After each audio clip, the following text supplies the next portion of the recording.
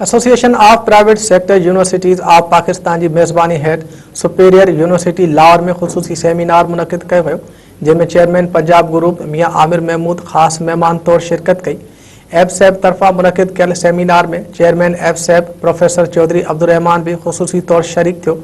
पाकिस्तान के higher education private sector के association of private sectors universities of Pakistan की मेज़बानी हेठ 2003 जो पाकिस्तान चैलेंजेस इम्कान और नयूं राहों के उनवान से एक निहायती मालूमाती और रहनुमाई वालो सेशन मुनक़िद किया वियो, जंहिंमें चेयरमैन पंजाब ग्रुप मियां आमिर महमूद खुसूसी तौर शिरकत कई और शागिर्दन और शागिर्दाणन से मौजू के हवाले से गुफ्तगू कई।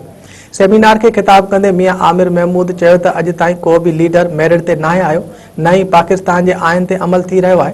चूंडियल वज़ीर आज़म के हटायो वञे थो पर को भी ॿाहिरि नथो निकिरे।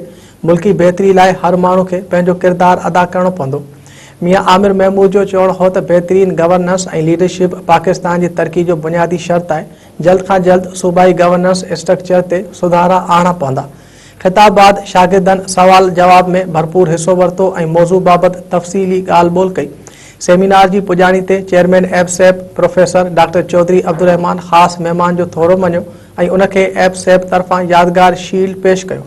तो हम ये प्रपोज कर रहे हैं कि आप हर डिवीजन को प्रोविंस बना दें, उसी का कमिश्नर वहां पे चीफ सेक्रेटरी हो जाएगा, उसी का आरपीओ जो पुलिस ऑफिसर है वो वहीं का आईजी बन जाएगा। तो ये जो ऊपर की लेयर है आपकी आज के पंजाब की, और इसकी ये अबॉलिश हो जाएगी, ये खत्म हो जाएगी। ये इस बात का भी जवाब है कि बहुत से लोग ये सवाल करते हैं कि जी आप जब हर डिवीजन को बना देंगे तो ये 33 डिवीजन और 33 प्रोविंसेस बन जाएंगे। बहुत बड़ा